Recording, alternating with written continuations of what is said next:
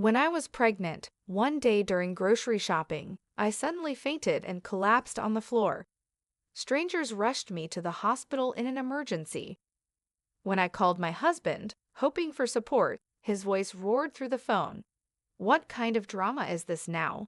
You're always fainting. I can't stand this anymore. I'm coming to get you." I was stunned into silence. But when he stormed into the hospital moments later, what happened next was far worse than I could have ever imagined. My name is Clara, and I'm 28 years old. My life took a dramatic turn during what should have been the happiest time, preparing to welcome my first child. But things rarely go as planned, and for me, the shift from joy to despair happened faster than I could have imagined. It all began with a single phone call that shattered the little stability I had left. It was a chilly morning in Portland. I lay in a hospital bed, exhausted and drained, the rhythmic beep of the heart monitor echoing in the background. Just the day before, I had collapsed in a grocery store, overwhelmed by the weight of everything on my shoulders. All I could think about was protecting my baby, but even as I focused on staying calm, my phone rang, breaking through the silence. I glanced at the screen and saw Ethan's name. My heart sank as I hesitated before answering, hoping, praying for some comfort from him. Instead, his voice was sharp and filled with frustration. "Where are you, Clara? Why is it that you always collapse when I need you the most?" His words cut through me like a knife. I stammered, trying to explain.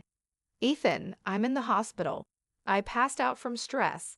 The doctors want to keep me here for a few days to make sure everything's okay with the baby." His response left me frozen. "Oh, great. So while you're out relaxing in the hospital, I'm here starving because of your awful cooking? I've had enough of this. I'm going out to eat with my parents. Figure out how to get home on your own." I ended the call with trembling hands, tears streaming down my face. His coldness and indifference left me feeling utterly isolated. How did it come to this? I wasn't just fighting for my own well-being, but for the little life growing inside me, who was now being exposed to so much negativity. The ache in my chest was unbearable, and I clung to the faint hope that things might somehow improve. Little did I know, that hope would lead me to make the toughest decisions of my life. Before my life unraveled, things had seemed almost perfect. I was thriving as a marketing executive, a job I loved and worked hard to excel in. Each day brought new challenges, and I took pride in my ability to solve them. My colleagues respected me, my clients appreciated me, and my career gave me a sense of independence that I cherished. Then Ethan came into my life like a whirlwind. At 32, he was charming, ambitious, and full of promises about the future we could build together. Our romance felt like something out of a dream, and before I knew it, we were married. The early days of our marriage were blissful. We dreamed of a home filled with laughter, love, and the pitter-patter of little feet. When I found out I was pregnant, it felt like the start of a beautiful chapter.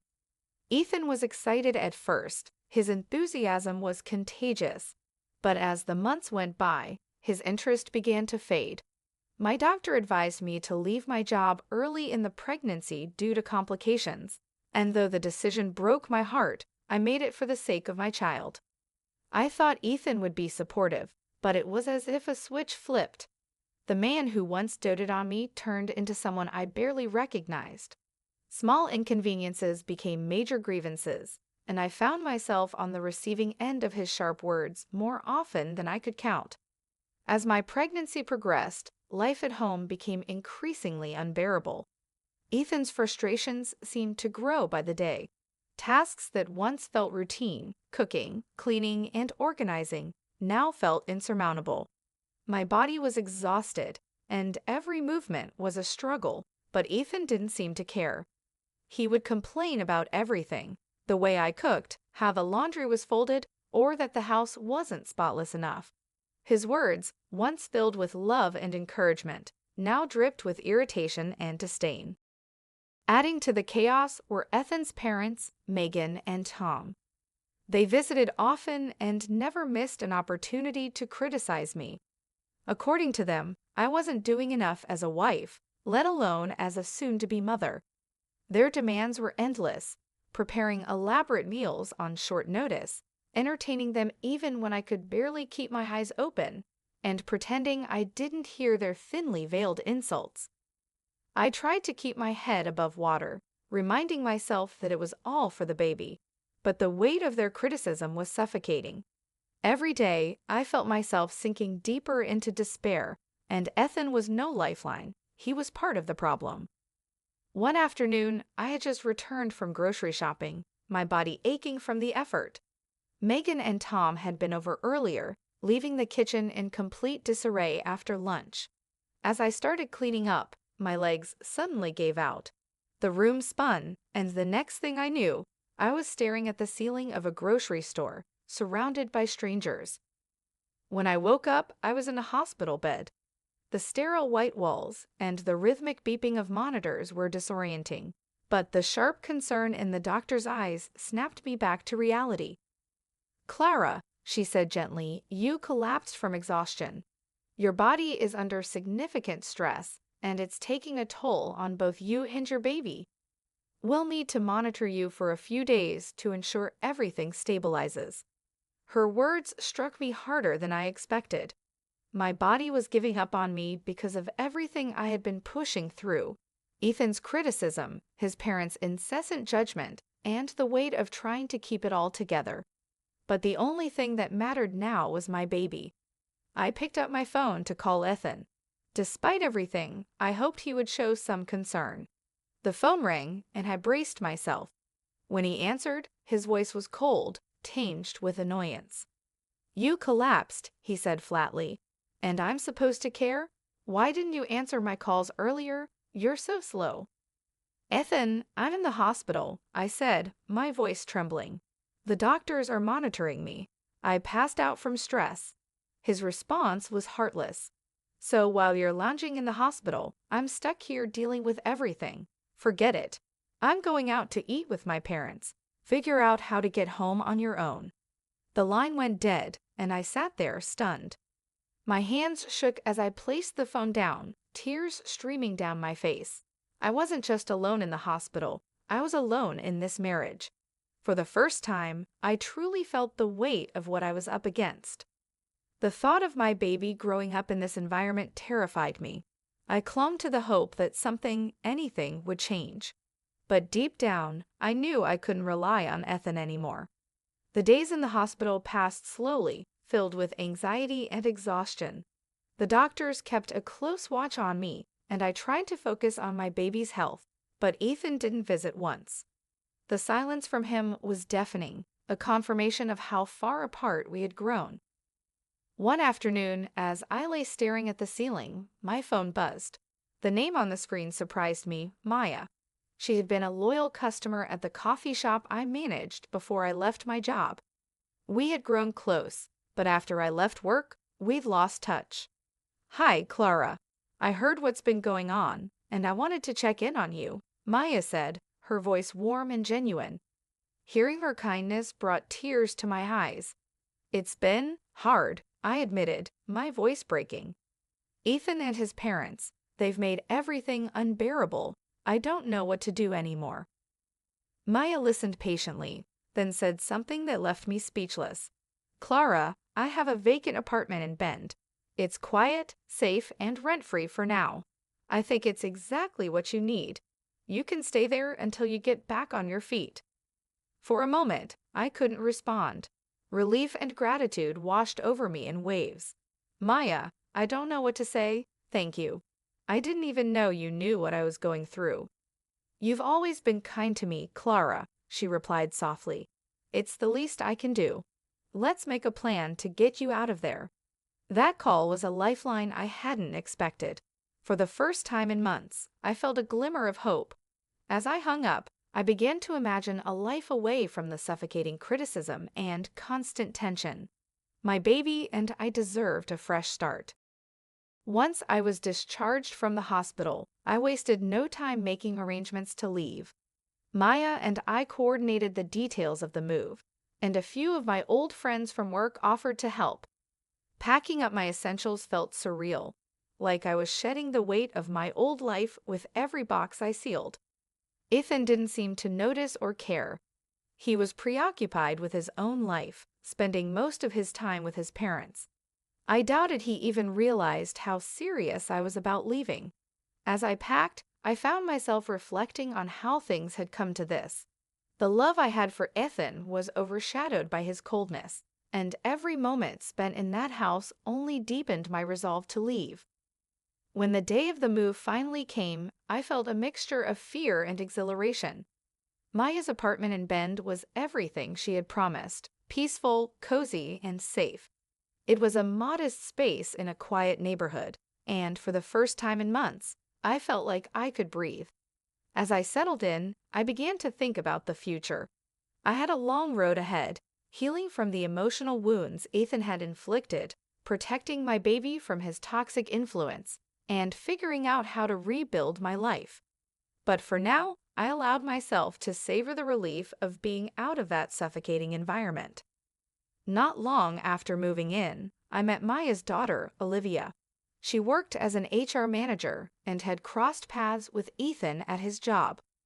Over coffee one afternoon, Olivia shared a story that both shocked and comforted me. "I wanted to tell you something, Clara," Olivia began, her tone serious but kind. "I've seen how Ethan behaves at work. It's not just you. He's been inappropriate and unprofessional with people in the office. I reported him a few months ago, which led to his demotion." I was stunned. "I had no idea," I said, gripping my coffee cup. "That explains why he's been so angry lately." Olivia nodded. "I've also heard things from his colleagues about how dismissive he is of you. It's unacceptable. I wanted to let you know that you're not alone in this." Her words were a balm to my soul. For so long, I had felt isolated, but here was someone who not only understood my situation, but had also taken steps to hold Ethan accountable. Olivia's support gave me a newfound sense of strength. "I don't know how to thank you," I said, my voice thick with emotion. "You don't have to thank me," she replied. "You just focus on taking care of yourself and that baby. If you ever need anything, I'm here." Her kindness and willingness to stand by me became a turning point. For the first time in a long while, I felt less alone. As I began to adjust to my new life in Bend, the shadows of my past still loomed large. Ethan's absence in my life was a relief, but his presence lingered in other ways. He began calling and messaging me relentlessly, alternating between anger and regret. Some days he would berate me for leaving, accusing me of abandoning our family. Other days he would beg for forgiveness, promising to change. I ignored his calls, but his persistence was unsettling. Just as I started to find some peace, another storm brewed on the horizon. Olivia called me one afternoon, her tone serious. "Clara, I hate to bring this up, but your father-in-law, Tom, has been stirring up trouble.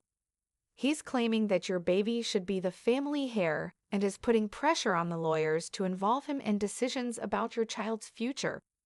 The blood drained from my face. What does he mean by family heir? This is my child, not a trophy to fulfill some outdated family tradition. "I know," Olivia said calmly. "But he's been making legal threats, saying it's about preserving the family's legacy. I wanted you to know so you can prepare." I thanked her for the warning and immediately called my lawyer. The idea of Ethan's father trying to stake a claim over my baby was infuriating. My lawyer reassured me that I had strong legal rights and advised me to remain firm. But the stress was mounting, and I could feel its toll on me. A few days later, Ethan showed up at my apartment unannounced.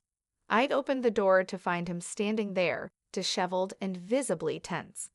"We need to talk, Clara," he said, his voice teetering between desperation and anger. I crossed my arms, blocking the doorway. "There's nothing left to say, Ethan. You made your choices, and I've made mine." "I know I messed up," he admitted, his eyes pleading. "But I want to fix this. I want to be a part of our baby's life." His words felt hollow after all the pain he had caused. "Ethan, it's too late. You've hurt me in ways I can't forget. My priority now is my baby, and I'm moving forward without you." His shoulders slumped, and for a moment, I thought he might argue. Instead, he nodded reluctantly. "I hope you know what you're doing." As he walked away, I felt a strange mix of sadness and relief. This was the closure I needed to truly begin a new chapter. The days that followed Ethan's visit were both challenging and empowering. With the help of Maya and Olivia, I started to piece my life back together. Maya's unwavering kindness and Olivia's steady friendship became the foundation of my new normal. Their support reminded me that I wasn't alone, even as I navigated the difficult legal battle with Ethan's family. Olivia, in particular, became my confidant. One evening over dinner, she brought up an important question. "Clara, have you thought about what you want to do once the baby is born? I mean, long-term plans for you and your little one." The question gave me pause. I had been so consumed by the immediate challenges that I hadn't allowed myself to think about the future. "I want to focus on my baby, of course," I replied. "But eventually, I'd like to get back to work. I miss the independence and purpose it gave me." Olivia nodded thoughtfully. "That makes sense. It's important to have a plan, even if it's just a rough idea. Maya and I are here to help whenever you're ready."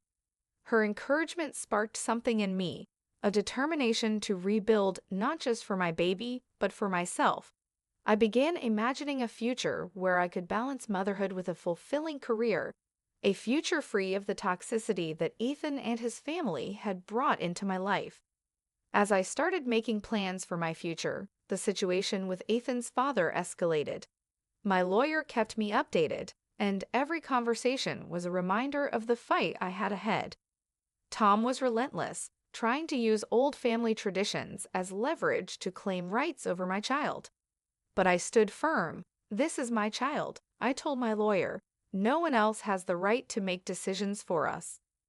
With my legal team's guidance, I filed a restraining order against Tom, ensuring he couldn't interfere with my life or my baby's future. It was a small but significant victory, and it bolstered my confidence to keep fighting for what was right. Through it all, I began to feel a renewed sense of strength. My baby's arrival was drawing closer, and I wanted to create a stable and loving environment for her. The apartment Maya had offered me had become a sanctuary, and I was grateful every day for the chance to start over. The support from Olivia and Maya didn't waver. They were there for every step of the journey, whether it was helping me organize the nursery or simply listening when the stress became too much. Their belief in me became my anchor, helping me navigate the toughest days.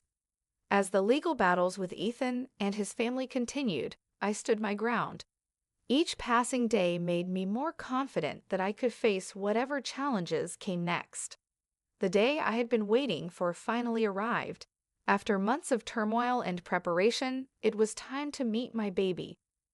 The days leading up to the delivery were a whirlwind of anticipation. Maya insisted on accompanying me to the hospital, while Olivia stayed back to make sure everything was ready for when I brought my little one home. As I was wheeled into the delivery room, Maya gave me a reassuring smile. "You've got this, Clara. We're all here for you," she said, her voice calm and steady. Her presence was a comforting reminder of the support I had found in this new chapter of my life. The labor was intense, but I held onto the thought of my baby. After hours of effort, the sound of her first cries filled the room. Tears streamed down my face as I held her for the first time. She was perfect, tiny, warm, and so full of life. I whispered a promise to her, "I'll protect you and give you the best life I can." When Maya and Olivia visited me in the hospital, their joy was palpable. "She's beautiful, Clara," Olivia said, her eyes misty with happiness. "You did an amazing job." For the first time in what felt like forever, I felt a deep sense of accomplishment. The struggles I had endured seemed distant, overshadowed by the overwhelming love I felt for my daughter. This was the start of a new chapter, one that was full of hope. Settling into life with my baby was both exhausting and rewarding. Maya's apartment continued to be a safe haven, and Olivia frequently stopped by to help me with the baby. Their support made the sleepless nights and constant feedings more manageable. But Ethan wasn't done. A week after I returned home from the hospital, he showed up at the apartment again. This time, his face was gaunt, his eyes heavy with regret. "Clara, please," he began, his voice cracking. "I know I made mistakes. I wasn't there when you needed me, but I want to be a part of our daughter's life. I just need another chance." I stared at him, my emotions a mix of sadness and resolve. "Ethan, you had your chance," I said firmly. "You chose to criticize and neglect me when I needed you most. I can't forget that. I won't let my daughter grow up in an environment like that." His shoulders slumped, and for a moment, he looked as though he might argue. Instead, he nodded, his voice barely above a whisper. "I understand. I just want her to know I care." We agreed on a visitation and child support arrangement that would allow him to be involved in our daughter's life without disrupting the stability I was building. It wasn't easy, but it was the right decision for her.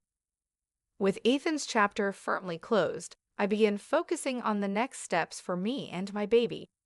Maya and Olivia continued to be my rocks, encouraging me to think about my long-term goals. "Take your time," Maya reminded me one evening as we sat together. "You've been through a lot, but when you're ready, you'll find your way back to doing what you love." Her words resonated deeply. I started making tentative plans to return to work, slowly envisioning a career that would give me the independence and stability I once cherished. The boutique industry, where I had thrived before, still called to me. It wouldn't happen overnight, but I felt a renewed sense of purpose. Looking back, the journey had been anything but easy. Ethan's actions had left scars, but they also taught me the importance of resilience and the power of support. My baby girl was my anchor, a constant reminder of why I'd fought so hard to create a better life. Maya and Olivia had become more than friends, they were family. Their unwavering belief in me gave me the strength to keep going, no matter how tough things got. Together, we had built a foundation of love and stability that I could rely on as I moved forward. As I watched my daughter sleep peacefully in her crib, I felt a sense of peace and determination. The hardships I had faced were part of my story, but they didn't define me. This was the beginning of a new chapter, one filled with hope, strength, and endless possibilities for me and my daughter.